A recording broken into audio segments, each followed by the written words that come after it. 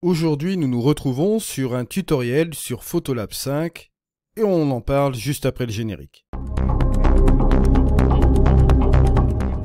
Bonjour à toutes et à tous, mon nom est Eddie Kinol. Si vous débarquez pour la première fois sur ma chaîne YouTube, je vous souhaite la bienvenue. Ici, on parle de post-production traditionnelle et créative sur les logiciels de post-production et bien évidemment, on parle de photographie en règle générale. Alors aujourd'hui, on se retrouve sur un tutoriel. J'ai décidé de faire un Photolab 5 en action. On va faire un développement ici complet. On va essayer de le faire au plus vite, ce tutoriel, en analysant bien sûr la photo que vous voyez juste ici. On va utiliser l'édition de Photolab 5, la version Elite, bien sûr. Cette version de Photolab 5 Elite que j'utilise ici, j'ai Viewpoint qui est intégré bien évidemment dedans. J'ai aussi également la suite Filmpak 6. Si vous voulez faire des essais de ces logiciels, bien sûr, je vous mets le lien d'affiliation qui est juste en dessous, bien sûr. Vous avez la possibilité de faire un essai sur Photolab 5, de faire un essai sur Filmpak 6, également Viewpoint, bien sûr. Et il vous est possible également, si vous le souhaitez, de faire un essai avec Puro aussi également. Et vous avez bien évidemment la suite Nik Collection qui fonctionne aussi également avec Photolab 5 comme vous voyez ici au niveau des plugins. Et je vous rappelle que Photolab 5, vous avez aussi également la possibilité d'exporter vers des applications de votre choix bien sûr. Alors ici, ce qui m'intéresse, c'est de faire une analyse déjà de mon image, d'aller vraiment au plus vite, de voir ce que je vais faire, d'utiliser les outils qui me sont disponibles. Première chose que je vais faire ici, c'est utiliser ma ligne d'horizon. Et là, par définition, hop, on va utiliser ici cette ligne d'horizon que vous voyez là.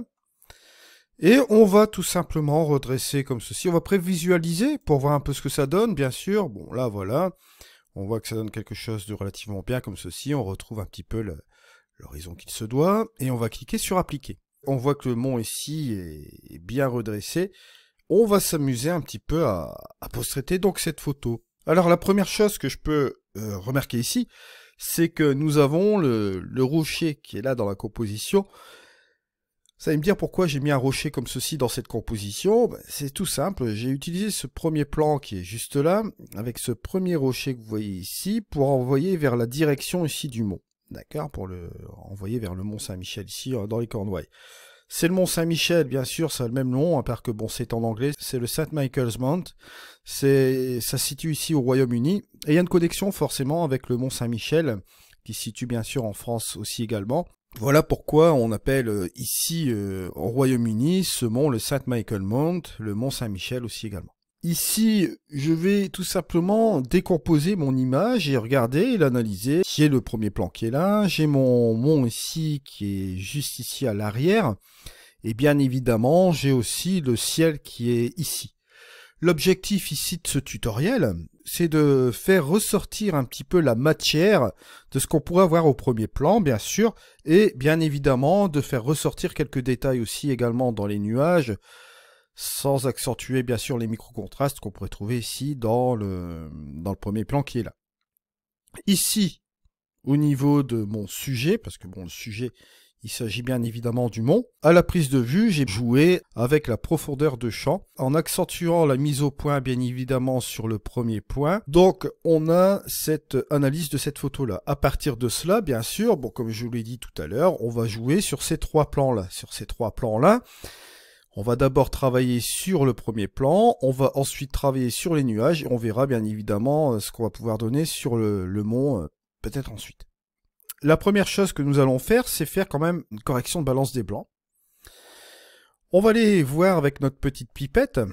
Bon, bien évidemment ici vous avez le rayon de 5 pixels. Vous pouvez modifier le rayon de précision au niveau de votre pipette pour faire votre balance des blancs. Moi je le laisse par défaut. Si je prends ici le point qui est là, on remarquera dans l'histogramme en dessous, vous avez ici les valeurs RVB. Vous voyez, bon là on ne les voit pas, ils disparaissent quand je reviens sur l'histogramme, c'est normal. Mais si je viens dans mon image, regardez, c'est en train de bouger. Ici vous avez 3 valeurs RVB. Et le petit jeu, c'est de trouver 3 valeurs qui soient plus ou moins identiques pour avoir une balance des blancs, on va dire, qui soit fidèle à la prise de vue, bien évidemment. Alors, ce qu'on peut faire ici, c'est tout simplement, regardez, bon là, 158, 157, 161, on va être un petit peu sur quelque chose qui va être correct, voilà. On a fait notre balance des blancs. Vous pouvez néanmoins, si vous le souhaitez, utiliser des presets que vous voyez ici à l'intérieur. Original, lumière du jour, nuageux, etc. Ça, vous avez toujours cette possibilité-là aussi également. Dans la quasi-totalité du temps, ça marche aussi également. Ou vous pouvez partir sur quelque chose d'un petit peu plus créatif et de modifier à souhait ce que vous souhaitez faire dans votre photo. Si vous souhaitez par exemple réchauffer quand même un peu davantage, vous pouvez toujours le faire, vous voyez, et rajouter une petite teinte supplémentaire qui partirait vers le magenta, vous voyez, vous pouvez le faire aussi également. Ça, c'est pas un problème. Mais moi, bon, je vais garder quand même ma balance des blancs d'auparavant. Voilà, juste comme ceci. Et je ne vais pas partir dans le créatif au niveau de la balance des blancs. Ce que je vais faire maintenant, je vais aller dans l'outil principal. Je pourrais utiliser Clearview. Pomme. Voilà. Alors, on me dit souvent, petit truc aussi, bon, Clearview à 50, c'est exagéré dans la photo. Bon, dans ce cas-ci, c'est vrai qu'on voit que tous les détails commencent à ressortir d'un coup. On pourrait dire qu'à 50, c'est une valeur qui est un peu trop exagérée. Si je descends ici à 25, voilà, on peut le mettre ici, on voit que c'est quelque chose de quand même un petit peu plus raisonnable.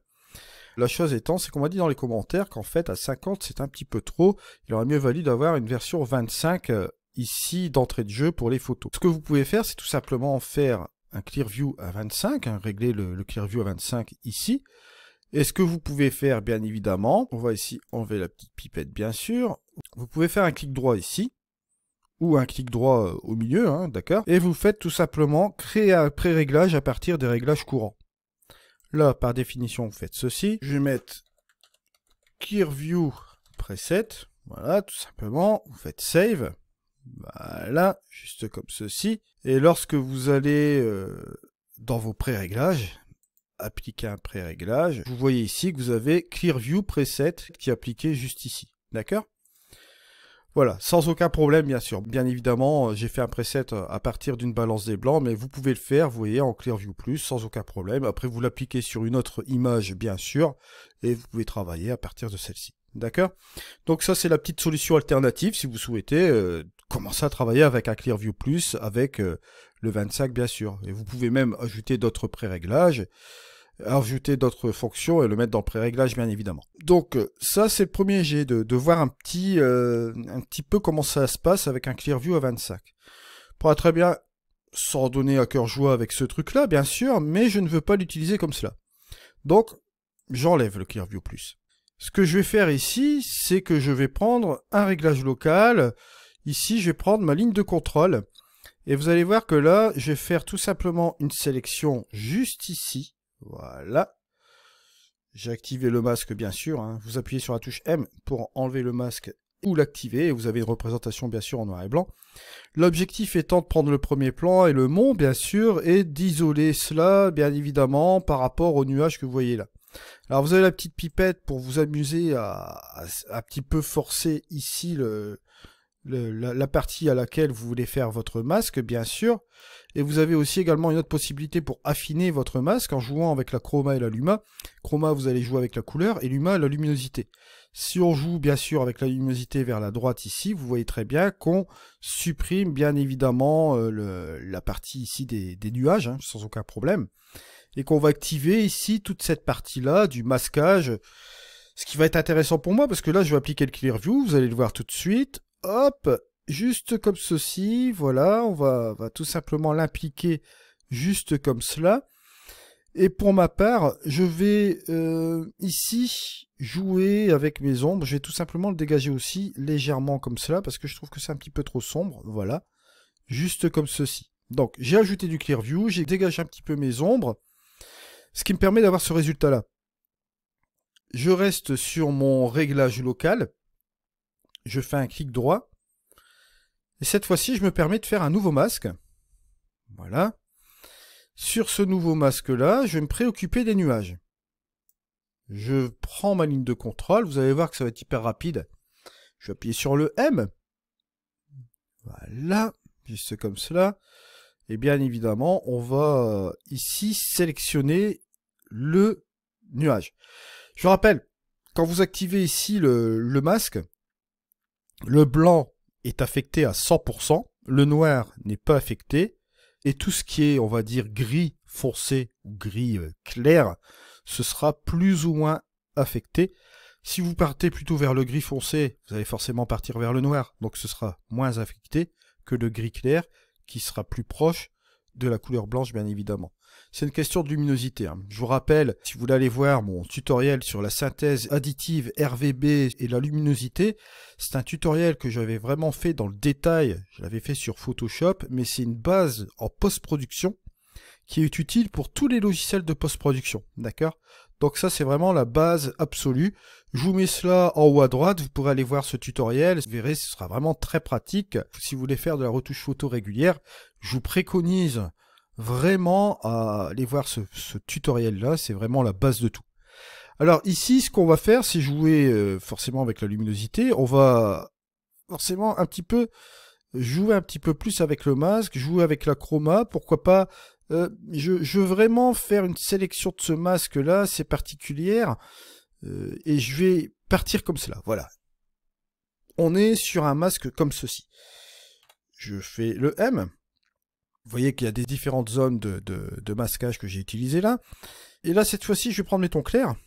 Je vais les baisser. Voilà. Et je vais accentuer aussi également, hop, un petit coup de Clear View, juste comme ceci. Vous voyez, comme cela. On a vraiment joué sur quelque chose de relativement intéressant au niveau des nuages. Je pourrais modifier aussi quelque chose au niveau de la vibrance, saturation, etc. Je vais utiliser plutôt la Color Wheel de DxO pour un peu s'amuser justement sur cette photo. Voilà. Alors là, on enlève les réglages locaux juste comme ceci, et voilà où on en arrive sur cette partie-là. Si je reclique encore sur ces réglages locaux, que je fais une comparaison, vous allez le voir ici, avant les réglages locaux et après les réglages locaux, vous voyez qu'on a relativement fait quelque chose d'intéressant dans cette photo, bien sûr. Alors, on vient maintenant les couleurs. Je vais aller dans l'onglet couleurs, aller voir notre fameuse Color Wheel. Et là, on va tout simplement aller avec notre pipette. On va sélectionner ici le ciel. Et lui, automatiquement, il va nous sélectionner, comme vous allez voir ici, une plage de couleurs, donc notamment dans les bleus et un petit peu plus ici vers le cyan. Ici, je vous rappelle, hein, la Color Wheel, les extrémités que vous avez ici, c'est la transition, et là, vous allez sélectionner la plage, d'accord? Transition qui vous permet d'être un petit peu plus souple avec les couleurs qui se trouvent à proximité, bien sûr, de la plage. Là, vous allez pouvoir jouer avec le curseur de teinte, bien sûr. Vous allez pouvoir jouer avec la saturation en dessous et la luminance. Alors, bien évidemment, si vous jouez ici... si vous appuyez sur la touche CTRL et que vous prenez la plage qui est ici, vous pouvez notamment la réduire, cette plage, ou l'agrandir comme vous le voyez ici. Il faut le savoir comme ceci, voilà. À savoir que la plage que vous allez sélectionner ici, bien évidemment, il faut comprendre que là, la plage sélectionnée sera en couleur et la plage non sélectionnée sera en noir et blanc, comme vous voyez ici. Si je rappuie sur CTRL là, le reste de l'image est en noir et blanc, sauf le ciel et un peu la mer. Voilà. Juste comme cela, bien sûr. Une fois que vous avez fait cela, vous pouvez monter la saturation, vous voyez, juste comme ceci, et baisser la luminance. Hein. Ça, c'est pas un problème. Vous voyez, ça va vous donner un petit peu plus de couleur ici au niveau de vos nuages, au niveau des bleus et un peu au niveau de la mer, juste comme ceci. Ou vous pouvez notamment désaturer si vous le souhaitez pour donner un petit côté un peu plus dramatique au niveau des bleus. Hein. Et juste comme cela, ça peut être aussi quelque chose, ça peut être l'idée. Alors la luminance, toujours pareil, je surveille un petit peu cela, mais bon, ce que je vais faire quand même, c'est lui donner un petit peu de couleur, parce que sinon ce serait quand même un petit peu triste. Voilà, je suis juste sur cette partie-là. Et si je fais ma petite différence, regardez, entre le avant et le après, vous voyez qu'on a apporté quelque chose au niveau de l'image. Toujours plus ou moins agréable comme ceci. Et si je fais ma petite comparaison ici entre le avant et le après, toujours dans le TSL, voilà, on est sur quelque chose de relativement intéressant. J'ai enlevé la petite pipette bien sûr, là cette fois-ci. Et je vais faire ma comparaison depuis le début. Regardez, on avait cette photo-là, et on en arrive sur cette photo ici. Vous voyez que c'est une correction, on va dire, plus ou moins légère sur notre photo, mais ce qui est plus que suffisante. Vous voyez, on a fait une petite correction assez rapide. Une fois qu'on a fait cela, bien sûr, si vous le souhaitez, bon, vous avez toujours la possibilité de le faire aussi également. Vous pouvez faire les micro-contrastes en auto, bien sûr. Bon, vous voyez là, hein. Si vous faites un avant et un après, vous voyez qu'on a rajouté encore un petit peu de micro-contraste au niveau de la photo. Voilà, juste comme ceci. Mais vous pouvez encore accentuer cela, hein, en utilisant les contrastes fins. Et bien évidemment, vous pouvez jouer aussi également avec les contrastes avancés, hein, les réglages avancés. Au niveau des tons clairs, tons moyens et ombres, d'accord. Vous pouvez, bien évidemment, si vous regardez ici au niveau de l'histogramme, dégager ici le contraste ou accentuer au niveau des ombres pour appuyer plus vers le point noir. Au niveau des tons clairs, allons-y franchement, on peut le mettre plus vers l'extrémité ici. On peut activer aussi également l'écrêtage, hein, pour être sûr de notre coup. Bon, là, on voit qu'il y a un petit peu d'écrêtage ici au niveau des ombres. C'est pas bien grave parce que c'est le point, on va dire, noir. Il suffit de regarder si c'est pas cramé ici. Vous voyez que là, si je fais ma petite différence avant les contrastes et après les contrastes, bien évidemment, vous voyez qu'on donne encore un coup de punch supplémentaire à l'image, hein. On peut jouer aussi également avec les tons moyens, juste comme ceci. Bien sûr, si vous voulez revenir un petit peu en arrière pour moins accentuer ce qui est contraste, même dans les zones de haute lumière ici comme ceci, vous pouvez toujours le faire, vous voyez. Être un petit peu plus léger au niveau des contrastes, voilà. Et là, regardez, on a ici le avant et le après. Vous voyez qu'on a quelque chose de relativement intéressant ici au niveau de l'image, bien sûr. Et si je fais une comparaison, bon là, il est clair que là, on a rattrapé un petit peu tous ces détails-là. Et on a une photo vraiment intéressante à ce niveau-là. Voilà. On ne va pas accentuer davantage cette photo, on va la garder telle qu'elle. Donc vous voyez que là, bon, en finalité, on a joué avec les trois plans et on s'amusait un petit peu avec le premier plan, l'arrière-plan au niveau des nuages et on a fait ressortir bien sûr ce mont. Alors bien sûr, si vous avez Filmpack, vous avez la possibilité d'aller dans les FX et on peut tout simplement s'amuser avec ce qu'on pourrait appeler ici le vignettage créatif. Donc on va l'activer. On va placer ici, vous allez voir ici le centre, hein, on va prendre ici le château, pourquoi pas, et on va jouer sur l'intensité. Voilà, juste comme ceci, et on va jouer ici sur le milieu, hein, soit comme ceci, soit comme cela. Je vais jouer avec la transition. Bon là, ça fait une transition dure, tandis que là, c'est une transition souple, bien sûr. On peut jouer avec la forme de l'arrondi, hein, voilà. Bien le rendre plus carré, voilà, juste comme ceci, c'est à nous de voir un peu ce qu'on veut faire. Alors, à nous de voir ici au niveau du milieu, voilà, et jouer avec intensité, voilà, juste comme ceci. Alors, je vais dire sur le milieu. Et on va tout simplement revenir ici, tout doucement sur cette vignette. On va en faire une petite, hein, une légère. Regardez ici, on a le avant et le après. On a quelque chose de relativement intéressant. Je vais revenir quand même à 10, voilà. Faut que ce soit léger. Voilà, juste comme cela. Je vais le placer le centre. On fait une comparaison avant, après. Je vous remercie de m'avoir suivi. On se retrouve dans une prochaine vidéo. C'était Eddy. Allez, au revoir.